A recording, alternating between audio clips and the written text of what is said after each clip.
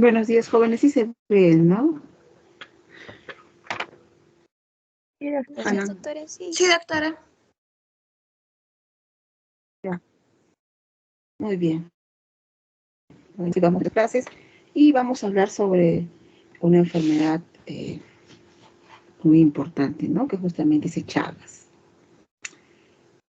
Bueno, esta enfermedad, pues, más o menos hace 100 años, ¿no es cierto?, ya se ha descubierto, pero en la actualidad continúa siendo un reto para los profesionales de salud.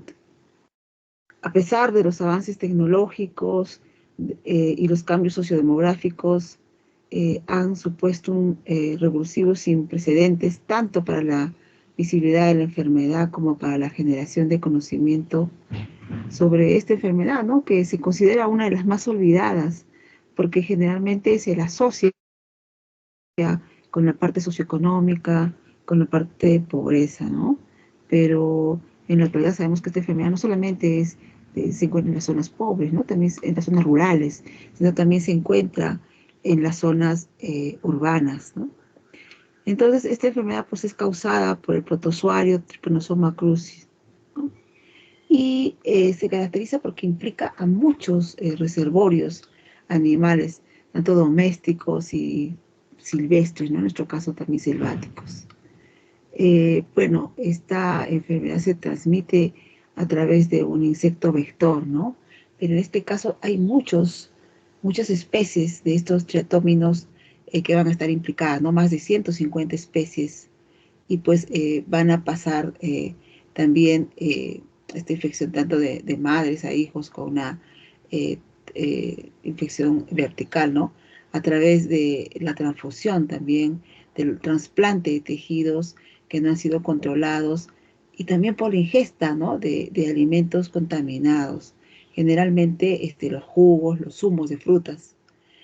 Entonces, si estos factores relativos a la biodiversidad de la enfermedad se le añaden los flujos migratorios, las rutas comerciales de los actuales países emergentes y la modernización en el caso de los métodos de transporte, es difícil poder controlarla, ¿no? Y también tiene mucho que ver el efecto de la globalización en su distribución. Entonces, esta enfermedad, pues, tiene diferentes conceptos, ¿no? Desde diferentes enfoques. Justo aquí podemos ver la parte biológica, que es una hemohistoparasitaria sistemática, crónica, transmitida por vectores, ¿no? En este caso dijimos más de 150 insectos triatóminos, y causada en este caso por el parásito llamado Trypanosoma cruzi, que es un protozoario flagelado, ¿no? En la parte epidemiológica, pues, esta es endémica en 21 países de América Latina, aunque las migraciones pueden llevarse también a lugares no endémicos como Canadá, ¿no es cierto?, Estados Unidos, España y otros lugares, ¿no? Y como les indicaba, pues es considerada una enfermedad desatendida por la OMS, ¿no? Con una fuerte vinculación con aspectos socioeconómicos, culturales deficitarios. Y en la parte patológica, pues esta se va a caracterizar porque le va a causar al ser humano pues lesiones irreversibles en el músculo cardíaco, como una cardiopatía chagásica, a nivel digestivo, los problemas en cuanto a las megavísceras, ¿no? Esófago y colon, y también problemas en el sistema nervioso central, ¿no? Pero hay un alto porcentaje de personas asintomáticas. Y vamos a ver un poco de su historia, de sus descubridores, ¿no? En este caso, Carlos Chagas, ¿no? En 1909, mientras él estudiaba el paludismo en Brasil, observó que los enfermos mostraban sintomatologías con características propias. Vamos a ver en un momento más a qué se refería con eso, ¿no? Y el otro es Salvador Massa,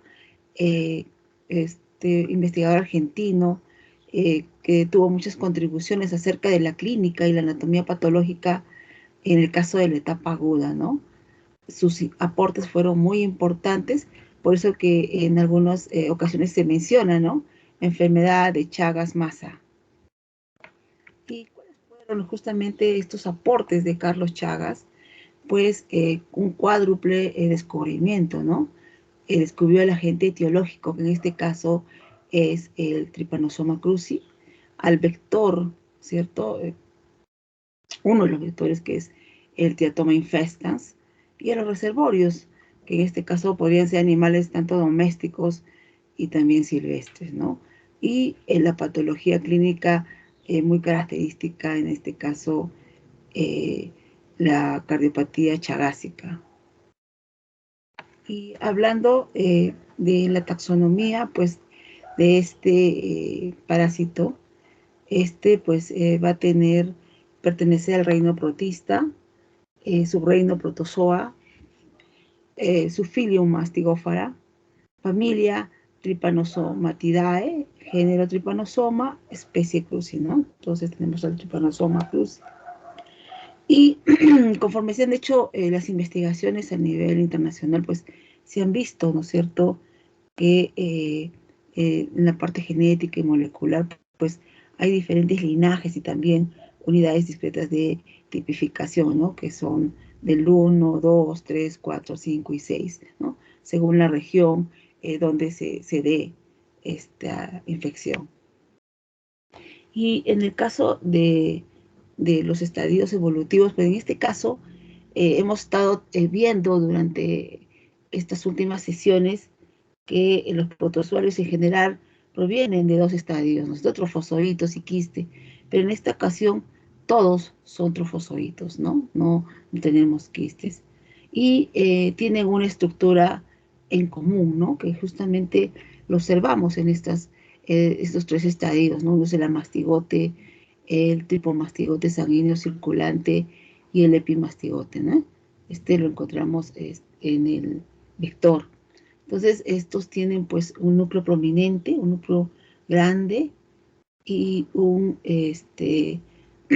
cinetonúcleo, ¿no?, que se encuentra dependiendo, ¿no?, en una porción anterior o una porción posterior, ¿no? Y pues dos de estos estadios evolutivos van a tener como medio de locomoción a los flagelos, ¿no? Estos flagelos y su membrana ondulante, ¿no? Vamos a ver un poquito más. Y si nosotros pues hablamos justamente estos estadios evolutivos, los vamos a encontrar en un frotis de sangre periférica, ¿no? Es de esta manera que los vamos a ver, y si lo podemos a mayor aumento, pues va a estar más grande, ¿no? Y si hacemos el dibujo, pues lo vamos a ver de esta manera, fíjense. Su núcleo grande, su citonúcleo, y aquí tenemos de donde nace justamente este flagelo, ¿no? Vamos a ver después la diferencia entre ambos. Y hablando de los estadios evolutivos, pues también tenemos a los amastigotes, ¿no? Encontramos una célula mononuclear, ¿cierto? Que en este caso es un macrófago, que va a tener muchas inclusiones, y cada una de estas inclusiones son estos parásitos amastigotes, ¿no? Cada una de estas aquí. Entonces son intracelulares del sistema retículo endotelial. Y también los encontramos, ¿no es cierto? O sea, en este caso intracelulares, tenemos una fibra muscular y donde se ha anidado, ¿no? Dice nido de estos amastigotes.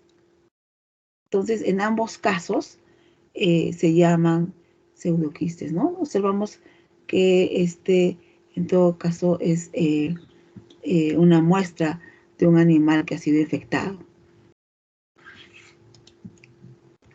Y continuando con todo esto, pues observamos a otro pues estadio evolutivo, que en este caso son los epimastigotes, ¿no? Estos los vamos a encontrar, por favor, recuerden, siempre en el tubo digestivo del vector, ¿no? Y estos, pues si hacemos un hemocultivo, podemos encontrarlo en forma de una roseta, ¿no? En forma de una roseta de esta forma, ¿no? Y si es que lo vemos dibujado, es de esta forma. Ahora vamos a ver cuál es la diferencia entre ambos, ¿no? En el caso de amastigotes y en el caso de los epimastigotes. Aquí tenemos la comparación morfológica y observamos que ambos, en caso de tipo mastigote circulante, ¿no es cierto?, que lo encontramos en la circulación, y el epimastigote en el vector, pues ambos van a tener un núcleo central, ¿cierto? Un núcleo central. No se escucha.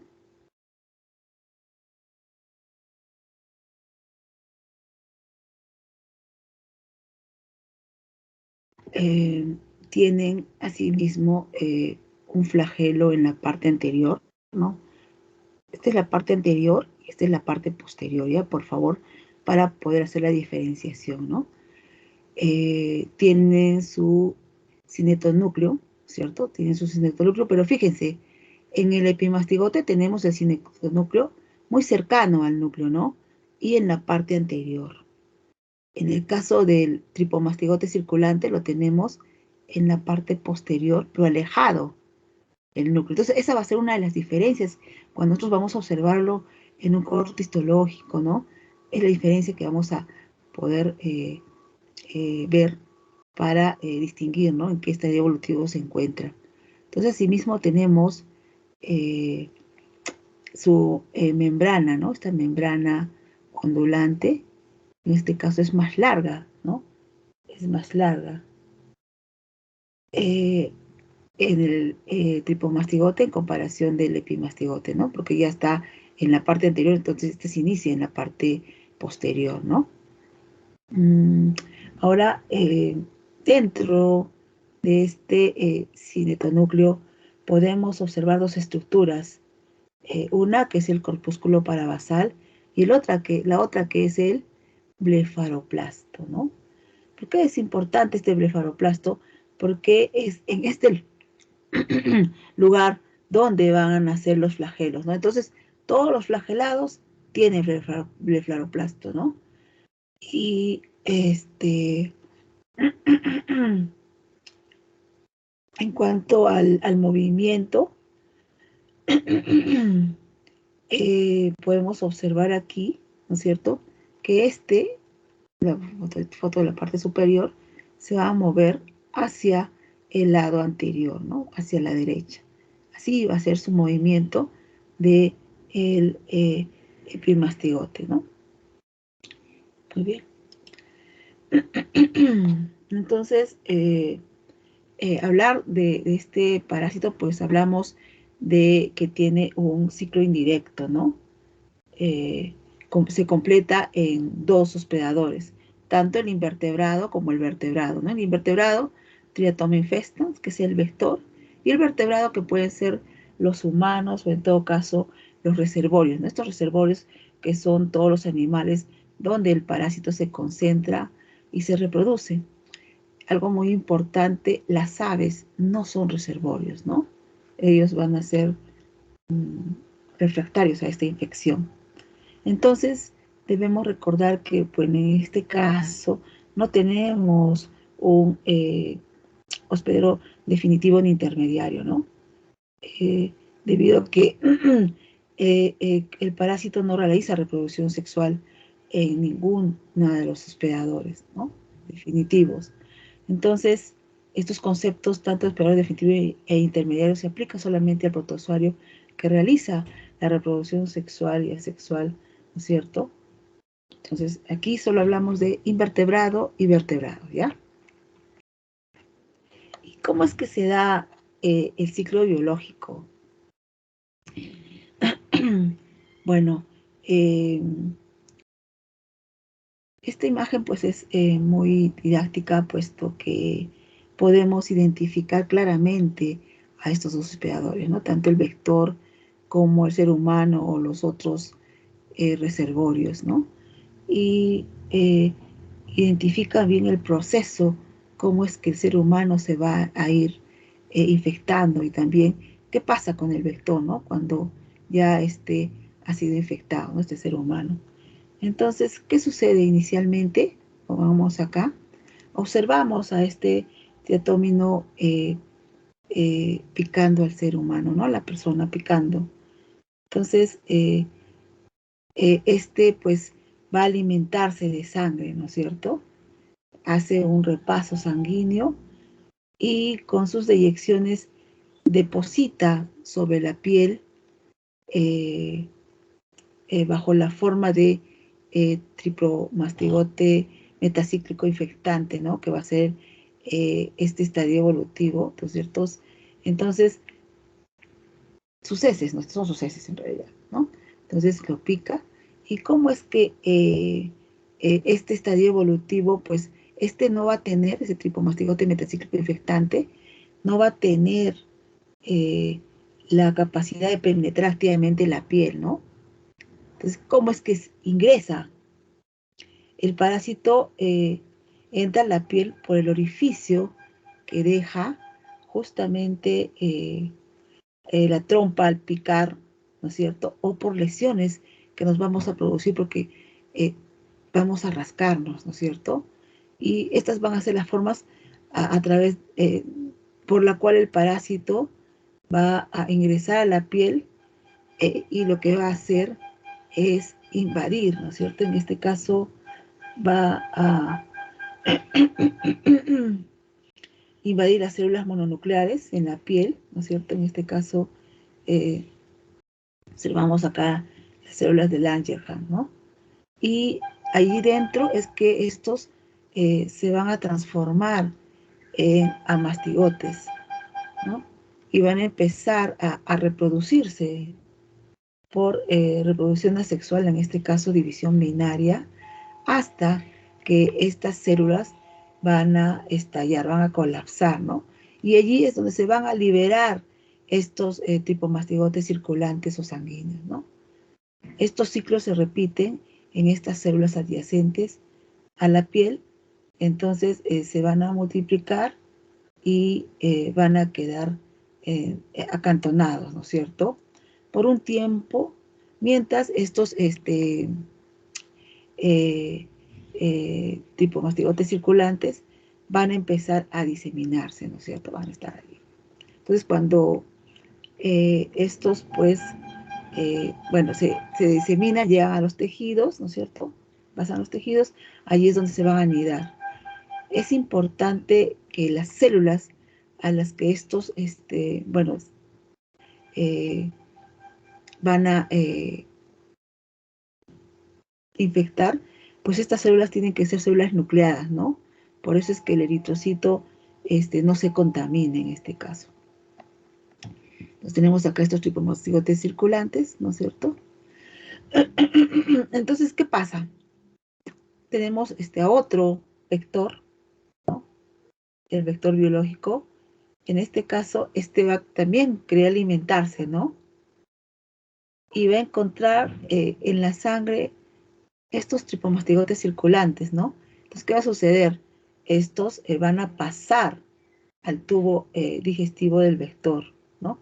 En una primera etapa, se van a transformar en un estadio evolutivo fugaz, ¿no? Que dura muy poco tiempo y se llama esferomastigote. Y ya en la primera porción,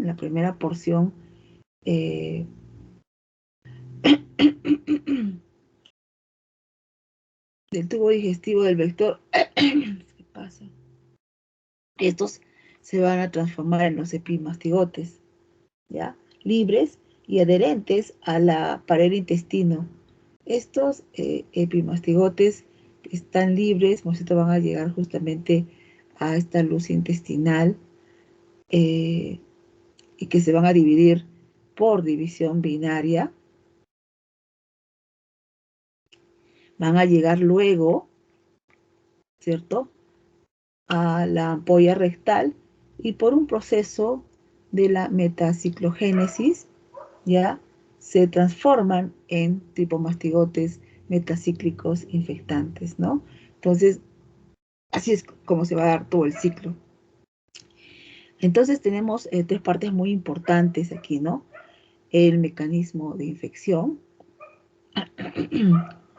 cómo es que llega el parásito a través del vector, ¿cierto? La vía de infección, y quién es el elemento estadio evolutivo infectante, ¿no? Estos son los tripomastigotes metacíclicos infectantes. Bueno, en esta fotografía observamos, pues, cómo es que ingresan, ¿no es cierto?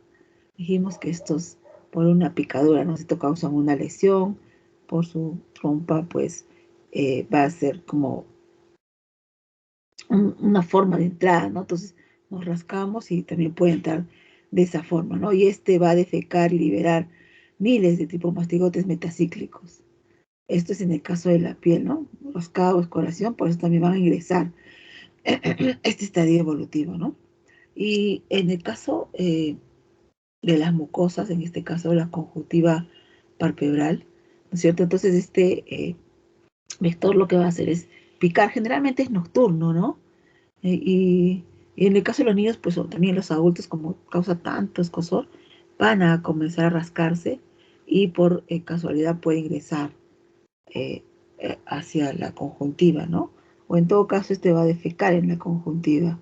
Entonces, esa es la otra forma, en el caso de las formas de ingreso. Y bueno, aquí podemos observar, pues, estos tripomastigotes, ¿no? Circulantes. Estos, recuerden, no se van a replicar, ¿no? No. Y aquí observamos justamente estos bueno, aquí el periodo prepatente desde la aparición de los parásitos en sangre puede ocurrir entre 7 a 14 días, ¿no? Entre 1 a 2 semanas después de la infección. Y en este caso vamos a observar a estos mastigotes. Justamente, bueno, acá, sí, aquí, ¿no? Podemos observar el núcleo prominente, ¿no? Y el cinetonúcleo, como una rayita. En tejido muscular, ¿ya? ¿Y cómo es que diferenciamos, ¿no es cierto?, a estos estadios evolutivos? Castela mastigote, circular, no hay problema. Lo vimos aquí en en tejido muscular, pues observamos el núcleo prominente y ¿no es cierto?, el cinetoplasma en forma de barra. En el caso de tripomastigote, dijimos que una parte importante era el cinetoplasma, ¿no es cierto?, la ubicación. En este caso está en la parte posterior, ¿no? Anterior es cercana al flagelo. Posterior y está alejado del núcleo, ¿no? Entonces, cuando veamos, automáticamente decimos que este es un tripomastigote. Y en el caso del epimastigote, bueno, en este caso dijimos que es no replicativo, ¿no? Forma de S, de C. Y el caso del epimastigote, pues, es una forma replicativa, igual que el apamastigote, y lo encontramos en el interior del vector, ¿no? 18 a 20 micrómetros de largo, núcleo central prominente, y el cinetoplasto vamos a encontrarlo en la parte anterior al núcleo, ¿no? Aquí cercano, fíjese, cercano. Casi juntos, ¿no? Observamos esta fotografía de epimastigote, ¿no? Lo caracterizamos a simple vista por la cercanía, ¿no es cierto?, del cinetoplasto con el núcleo, fácilmente. ¿Y cómo se adquiere la enfermedad? Pues esta enfermedad se puede adquirir de diferentes formas, ¿no? Pero vamos a ver que 4 van a ser las principales, ¿no? El mecanismo de infección vectorial contaminado por las deyecciones del vector. Entonces la vía de infección es cutáneo-mucosa. Elementos infectantes, tipo mastigote metacíclico infectante. En el caso vertical de madre a feto, transplacentaria. Y los elementos infectantes, en este caso es el tripomastigote circulante también, ¿no? Ahora, vertical durante el embarazo, ¿no? Transplacentaria congénita. Cognatal en el momento del parto.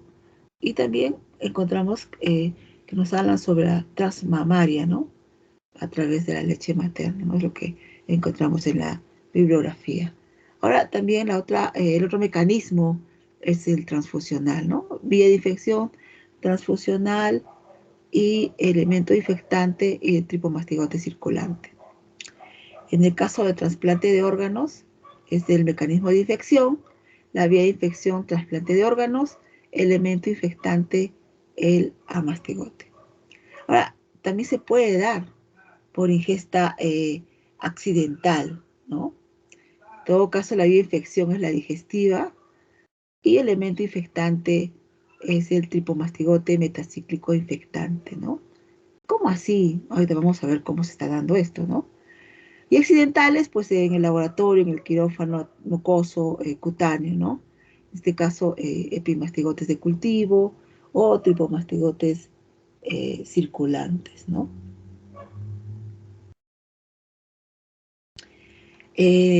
Bueno, ¿cómo se da esta transmisión oral accidental, no? Se puede dar a través de la ingesta de los jugos, ¿no? Justamente, ¿qué pasa? El diatoma, ¿no es cierto?, puede anidar en ciertas plantas tropicales, ¿no? Entre las hojas y las frutas. Entonces, hay plantas que pues se consumen, ¿cierto?, como jugo. Entonces, dentro de estas plantas van a estar este parásito, ¿no? Se tritura el parásito y si es que está infectado, entonces lo que va a suceder es que lo vamos a ingerir, ¿no? Lo podemos encontrar también en la caña de azúcar, ¿no? Entonces, ¿qué va a suceder? En la superficie, pues se tiene esta proteína, ¿no? La glicoproteína GP82, ¿no? Que va a ser una proteína de superficie altamente resistente a la proteólisis ácida, ¿no? Esta va a permitir la unión y va a atravesar la capa de la mucina y también la adhesión e invasión de las células del epitelio gástrico por un mecanismo que va a ser, en este caso, mediado por calcio. Entonces, estos van a ingresar, ¿no es cierto? Y van a pasar a la circulación y va a darse este proceso de infección, ¿no? ¿Y cómo se da la evolución de la infección? Pues en este caso tenemos dos fases, ¿no es cierto? Cuando comienza la infección, pues ya iniciamos la fase aguda y también tenemos la fase crónica, ¿no? Ya en el tiempo. Pero en este caso, en el caso de la fase crónica, pues tenemos aquella que se va a dar sin patología demostrada y ya la otra con patología demostrada. Lo importante cuando hablamos del mal de Chagas, ¿no? Enfermedad de Chagas, o también tripanosomiasis americana, ¿no? ¿Por qué? Porque existe desde el sur de Estados Unidos, México, el Caribe, toda América del Sur, hasta también Uruguay, Chile, Argentina, Brasil, ¿no? Entonces es una enfermedad muy transmitida en nuestro medio.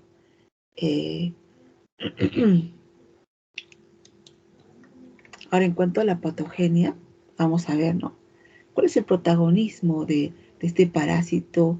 Ahora, este parásito es el protagonismo a la respuesta inmune, ¿no?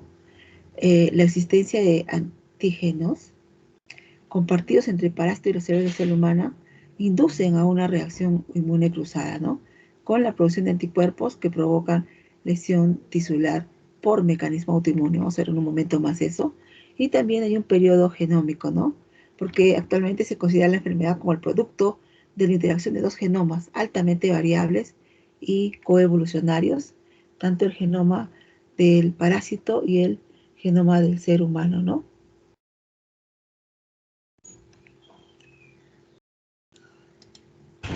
Entonces es importante establecer la relación que se da tanto en el ciclo biológico de este parásito y la patogenia y la clínica.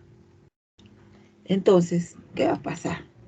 Entonces la relación parásito-clínica Entonces tenemos acá la transmisión, ¿cierto? El reservorio, acá tenemos al vector. Entonces, este va a infectar, ¿no es cierto?, al humano y se da pues esta fase aguda, ¿no? Los parásitos van a estar en forma de amastigote, reproduciéndose ¿en dónde? En el macrófago, ¿no? Y liberando en la sangre gran cantidad de parásitos, ¿no? Entonces aquí va a haber una intensa multiplicación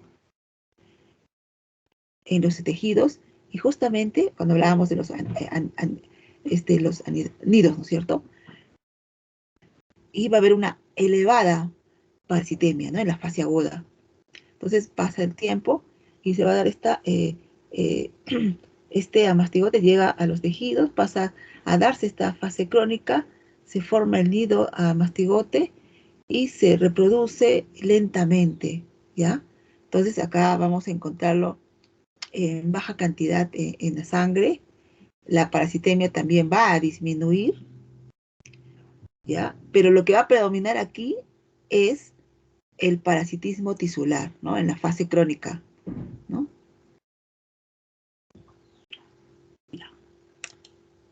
Entonces, hablando ya de la fase aguda, ¿cierto?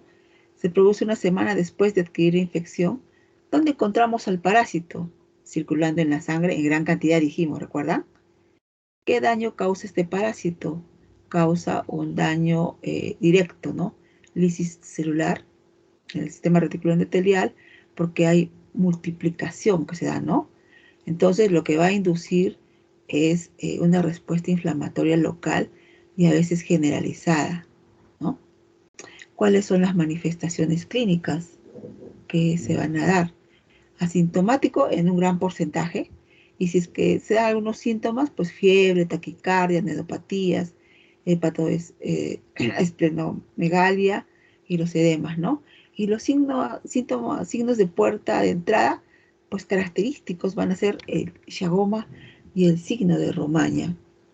¿Y cuáles son los métodos de laboratorio de elección? En este caso, en la fase aguda, van a ser los hemoparasitológicos, ¿no? En este caso directo, fresco y frotis. Luego también se pueden hacer otros métodos de enriquecimiento. Pero acá el principal en este caso son los directos, ¿ya? Entonces, en el caso de la fase aguda, pues hay un 90% de sintomáticos. Entonces, los niños son generalmente los que van a tener los síntomas, ¿no? Una gripe, una molestia, y va a darse en un menos del 5%, va a ser grave, ¿no? Generalmente en los inmunosuprimidos, pues allí ya va a darse la miocarditis, la meningoencefalitis chagásica, ¿no? Se infecta el miocardio, en este caso la fase aguda. Y va a depender también el diagnóstico de la fase en la que se encuentra el paciente, ¿no?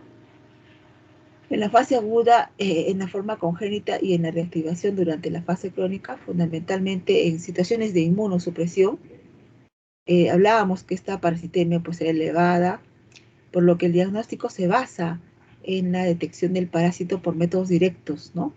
En sangre periférica y de manera excepcional en otros fluidos corporales como también el líquido cefalorraquídeo, ¿no?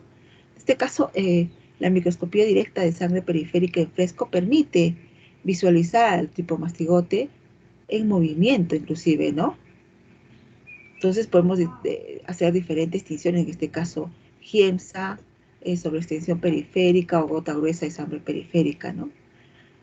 Ahora, la sensibilidad se puede incrementar mediante las técnicas de concentración, como son el microhematocrito o el método de Stroud, ¿no? Otras técnicas pues ya se han dejado en el desuso, ¿no? Que ya no se usan en la actualidad. Y hablábamos de estos signos de puerta de entrada, ¿no? Como el chagoma y el signo de Romaña. Tenemos aquí justamente, hablando del chagoma, estos se van a localizar en zonas descubiertas del cuerpo, ¿no? Brazos, en el rostro, ¿no? Y estos se van a presentar en un 60 al 80% de los casos y son lesiones de aspecto forunculoide, ¿no? Papular, eritematoso, pruriginoso e indoloro.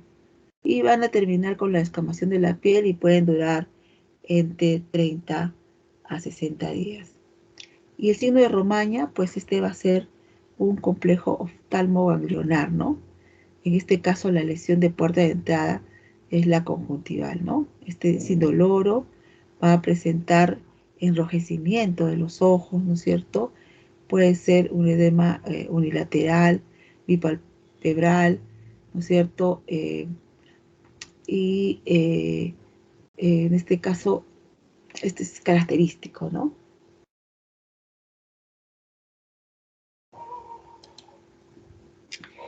Y en el caso del Chaga crónico, hablando aquí todavía de esta parte en el signo de Romaña, pues este va a aparecer al día siguiente de la picadura, ¿no? Pero se dice como casi instantáneo, ¿no? En el caso de Romaña. Y en el caso de Chagas crónico sin patología demostrada, dijimos que había con patología y sin patología. Hablamos de sin patología demostrada, ¿no? ¿Dónde está el parásito? En los tejidos. Ya fue a los tejidos, se diseminó, ¿no? Muscular, cardíaco, nervioso, formando en este caso los nidos de los amastigotes. Y dijimos que pues inicialmente se va a dar una multiplicación lenta. Entonces, constituyen lo que se denominan pseudoquistes tisulares, ¿no? Baja parasitemia. Estamos en la parte crónica, ¿no? Baja parasitemia. ¿Qué daño causa el parásito? Aparentemente no causa daño. Se establece un equilibrio, ¿no es cierto? Una patogenia silente hasta que se dé el proceso de inmunodepresión, ¿no? Entonces, patología silente, baja parasitemia. ¿Cuáles son las manifestaciones clínicas? Pues no hay alteraciones en los métodos complementarios. En todo caso, se puede tomar una radiografía de tórax, electrocardiograma, y en este caso el médico va a dar resultados normales, no va a haber ningún cambio, ¿no? Entonces, el paciente es asintomático. ¿Y cuáles son los métodos de laboratorio? En este caso, el método de elección es el método serológico, ¿no? Indirectos, para demostrar justamente la presencia de los anticuerpos, ¿no? Entonces, en esta fase crónica de la enfermedad, la parasitemia, dijimos, disminuye drásticamente, por lo que el diagnóstico se basa en la detección de anticuerpos inmuno IgG, ¿no? De anti-trypanosoma cruzi, en este caso se da, dijimos, el diagnóstico serológico, ya que los métodos parasitológicos directos van a salirnos negativos en un 30-60% de los pacientes, ¿no? Entonces, las técnicas serológicas utilizan como antígeno tanto el parásito completo o también pueden utilizar extractos purificados, ¿no? En pruebas convencionales, como antígenos recombinantes o péptidos sintéticos, ¿no? Entonces, las técnicas más empleadas en este caso son la inmunofluorescencia indirecta, ¿no? Es el IFI, ¿no? La hemoaglutinación indirecta, el HAI, y ELISA, ¿no? En este caso, ELISA alcanza valores más óptimos de sensibilidad y especificidad, ¿no? Pero, dado que ninguna de estas pruebas pues va a alcanzar el 100% de sensibilidad y especificidad, lo que dice la OMS es que el diagnóstico de Chagas en su fase crónica se realice mediante la positividad de 2 pruebas serológicas realizadas por diferentes técnicas, ¿no? En ese caso ya esa menor especificidad pues se va a dar, ¿no? Completamente el 100% de sensibilidad. En caso de discordancia, se deberá realizar una tercera prueba para confirmar o descartar la infección, ¿no? En este caso, esa tercera prueba pues, puede ser la técnica de Western blot, ¿no?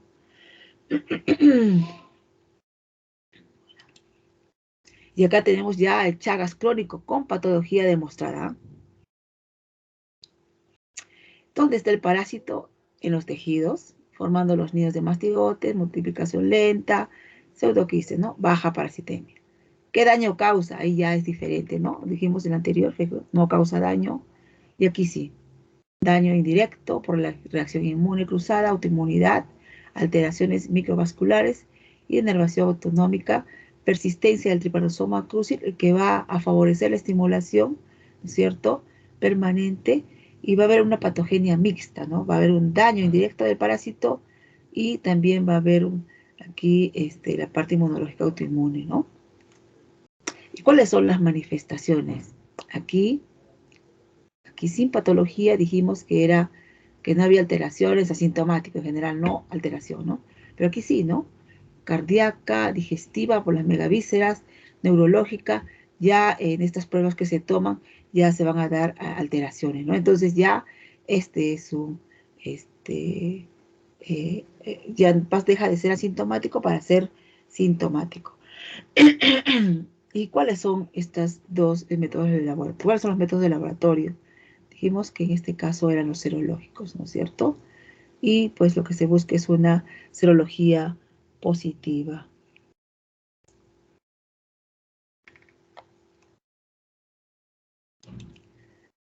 Hablando aquí de las alteraciones electrocardiográficas más frecuentes en la cardiografía chagásica, pues van a estar estas manifestaciones clínicas de la enfermedad condicionadas por varios aspectos, ¿no? Posiblemente la variabilidad genética del parásito va a ser uno de los principales moduladores de la expresión clínica, ¿no? Entonces se calcula que alrededor del 40 al 60% de los pacientes con la enfermedad de Chagas van a desarrollar una cardiopatía chagásica, ¿no? En los países endémicos se ha descrito mayor porcentaje de cardiopatías que en los no endémicos, ¿no? Con inmigrantes de zonas endémicas. Entonces, muchos factores pueden intervenir en este hecho. Justamente la edad de los pacientes, las reinfecciones, la variabilidad de los países de origen de los pacientes, ¿no? Y hablar de la patología, la patogenia en la cardiopatía, se está estudiando aún, ¿no? Se sigue estudiando aún.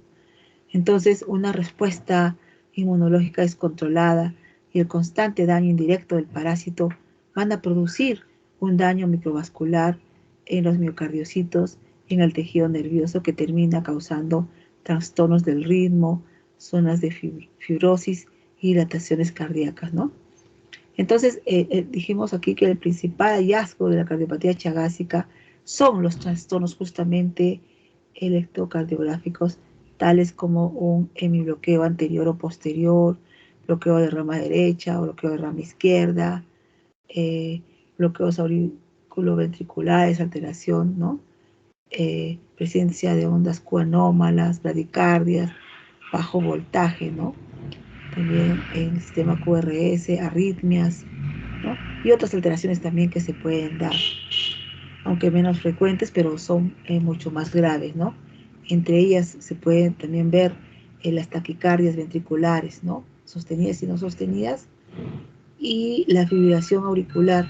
En algunos casos, pocos, pero también se dan, es la muerte súbita, ¿no? De origen cardíaco. Entonces, por eso es importante hacer esta prueba también, ¿no? Y también hablábamos de la sintomatología de Chagas crónico, ¿no? De paso, en la parte cardíaca que acabamos de hablar, en la parte digestiva, ¿no? La miocardiopatía chagásica crónica afecta al 30% de los pacientes crónicos, y lo que podemos observar pues son síntomas de lesión visceral, en este caso disneas, mareos, ¿no? Palpitaciones, edemas, dolor precordiano y otros. En el examen físico, pues, se debe evaluar las arritmias, hipotensión arterial, bradicardias persistentes, ¿no? Y puede haber, inclusive, dijimos, muerte súbita, ¿no? Debido a estas lesiones vasculares.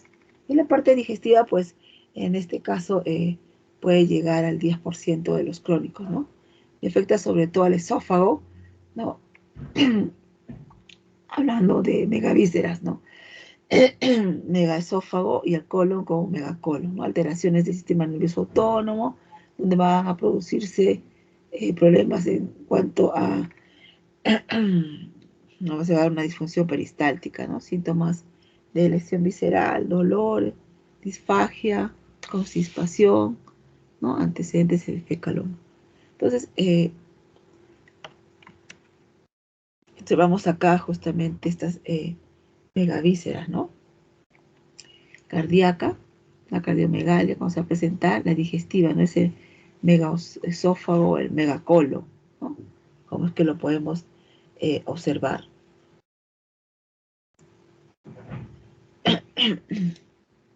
Y hablábamos hace un momento justamente de los criterios para poder observar o decir que sí está presente este parásito, ¿no?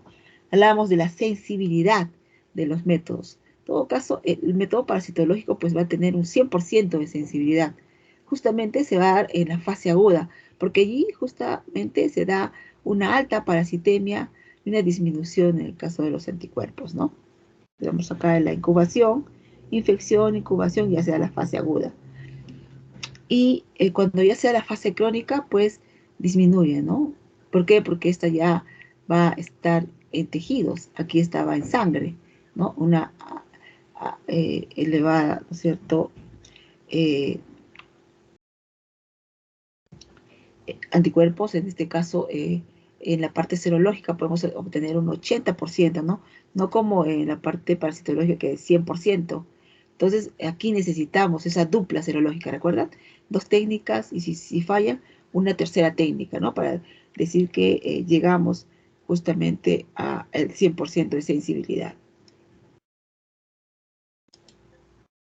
Y en cuanto a la epidemiología, pues es considerada una enfermedad, les decía, desatendida, ¿no?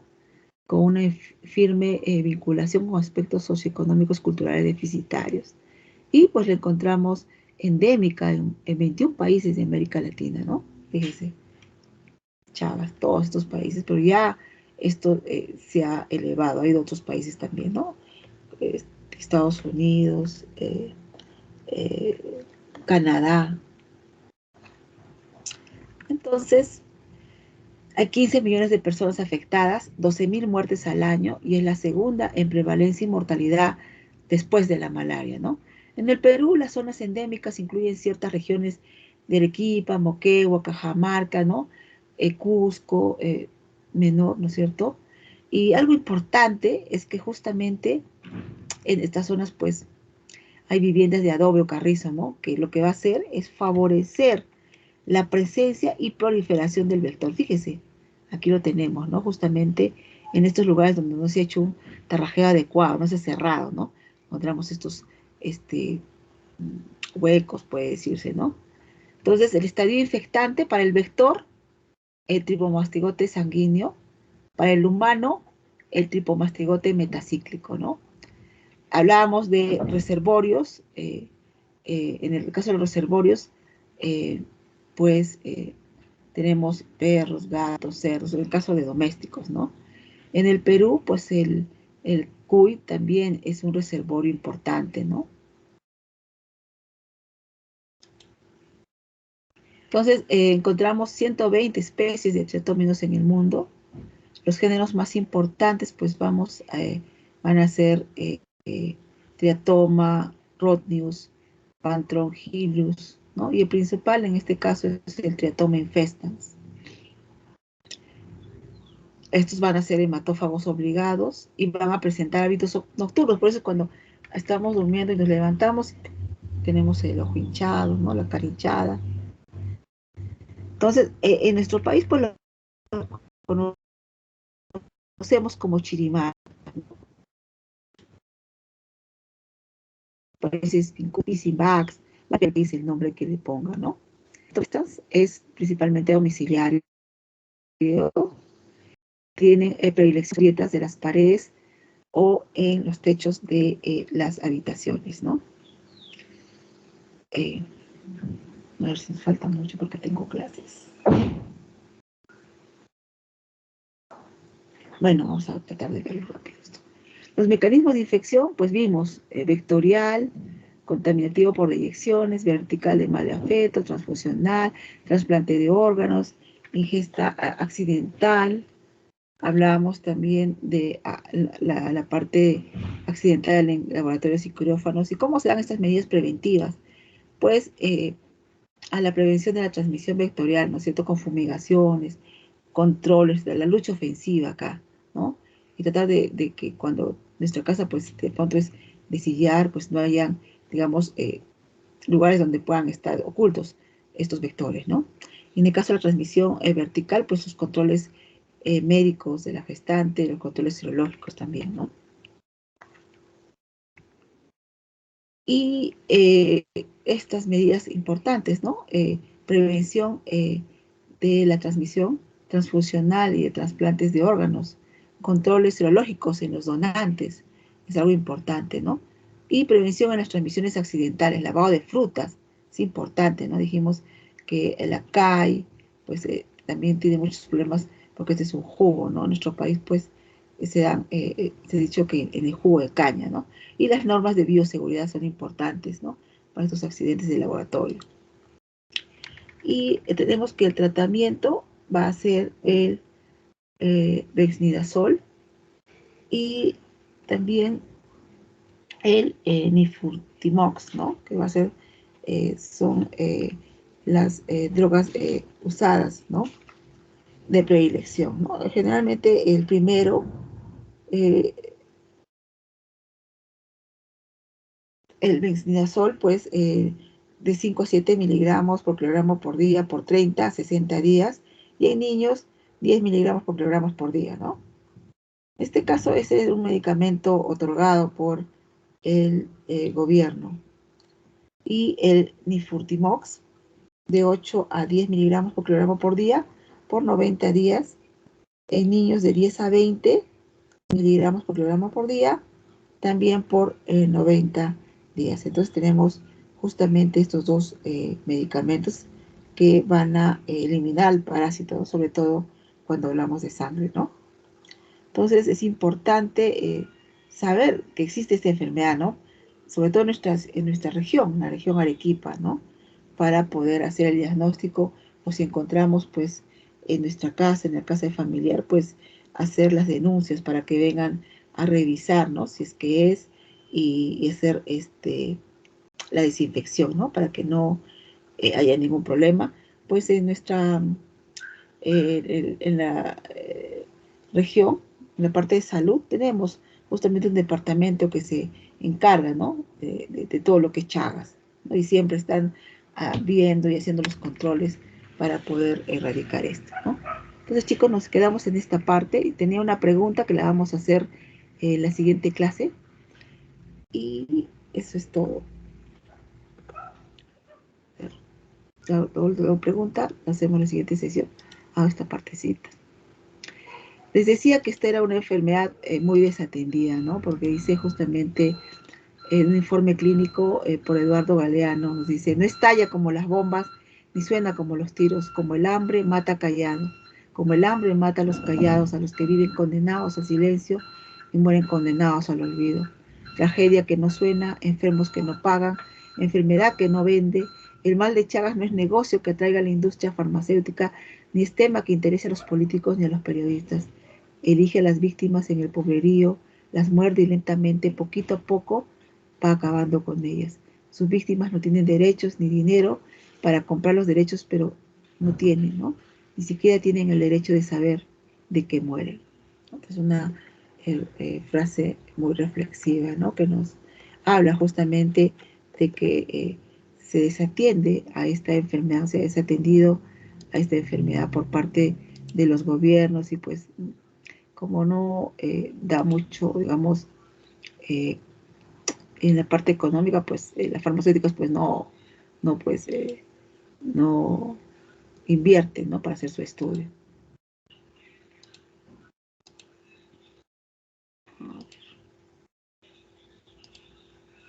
No sé qué pasa aquí.